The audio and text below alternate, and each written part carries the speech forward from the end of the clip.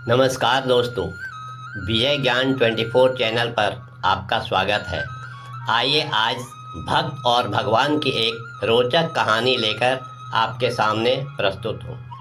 किसी गांव में एक गरीब ब्राह्मण रहता था। उसे शास्त्रों का बहुत ज्ञान था।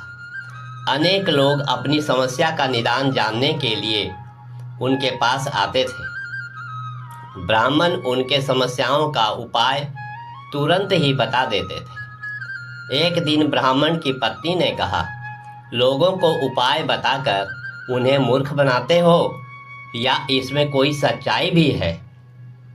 ब्राह्मण ने कहा, तुम मेरी पत्नी होकर मेरे ज्ञान पर संदेह कर रही हो। मेरी बातें कभी झूठी नहीं होती। तब ब्राह्मण की पत्नी ने कहा, तो फिर अपने लिए कोई उपाय क्यों नहीं करते हो? हम लोग भी तो गरीब हैं। फिर ब्राह्मण ने कहा, अमीरी गरीबी की बात तो मेरे प्रभु ही जानते हैं, लेकिन एक बात तो जरूर है, उन्होंने आज तक हमें कभी भी भूखे पेट सोने नहीं दिया है। तब ब्राह्मण की पत्नी ने कहा, एक दिन जब गांव के लोग आपको नहीं पूछेंगे तब हमें भूखे ही सोना पड़ेगा। ब्राह्मण देवता अपने प्रभु के भक्ति में लीन होकर किसी तरह से अपना और पत्नी का भरण पोषण करते थे। एक दिन एक धनवान व्यक्ति ब्राह्मण देवता के घर आए और विनती करते हुए कहा कि मुझे किसी चीज की कमी नहीं है। मैं धनवान हूँ, प्रभु की मेरे ऊपर असीम कृपा है, परंतु एक कमी है।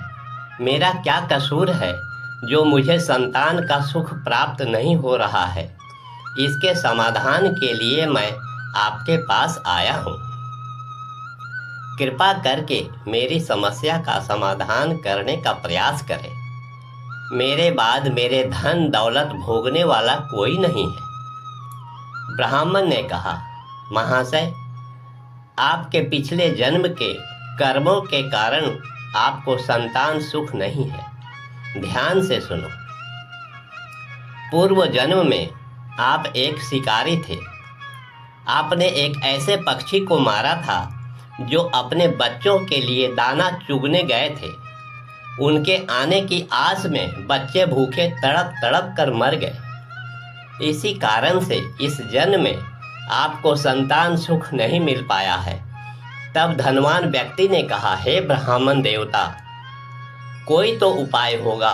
ब्राह्मण ने समस्याओं का निदान बताते हुए कहा, जब आपके पाप कर्म समाप्त हो जाएंगे तब आपको यह सुख मिल सकता है। इसके लिए आपको इंतजार करना होगा।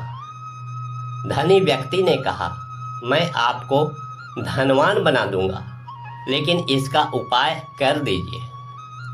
ब्राह्मण ने कहा, मैं गरीब जरूर हूँ, मगर धन का लोभी नहीं। आप धन का लोभ देकर मुझसे गलत नहीं करवा सकते। आपका धन लेकर मैं आपको झूठी तसल्ली नहीं दे सकता हूँ। अब आप जा सकते हैं। पत्नी ने ब्राह्मण से कहा, कोई धनवान जब तुम्हें धन देने के लिए तैयार है तो फिर तुम लेने के जगह उसे उल्टा सीधा बोलकर भगा दिए। ब्राह्मण ने कहा, अपने प्रभु की भक्ति के आगे धन का कोई मोल नहीं है। मैं झूठ बोलकर पाप की कमाई नहीं कर सकता हूँ। अपने पति की बात सुनकर पत्नी को गुस्सा तो आई, लेकिन वह चुपचाप अपने घर के कामों को करने लगी। धनवान व्यक्ति ने झूठा अफवाह फैला दिया।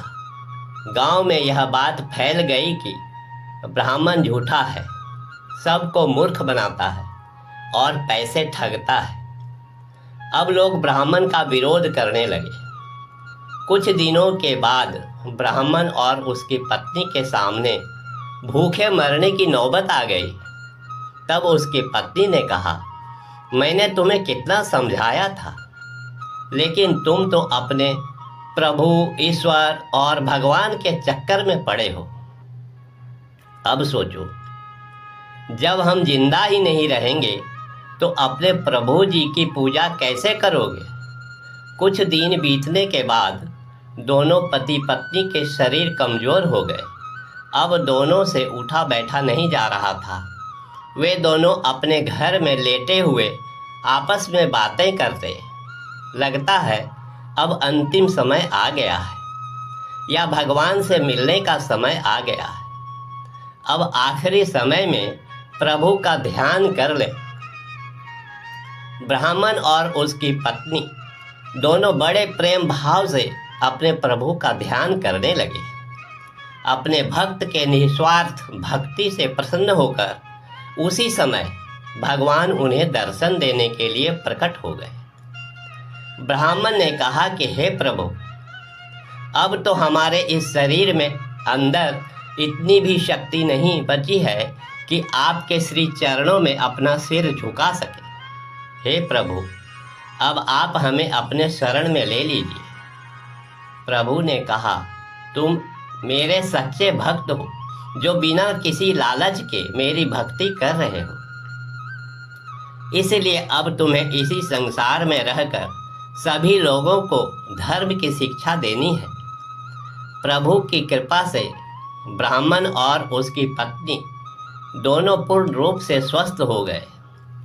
दोनों को प्रभु जी के दर्शन और आशीर्वाद मिल गए। प्रभु जी ने कहा, अब तुम्हें कभी अन्न और धन की कमी नहीं होगी।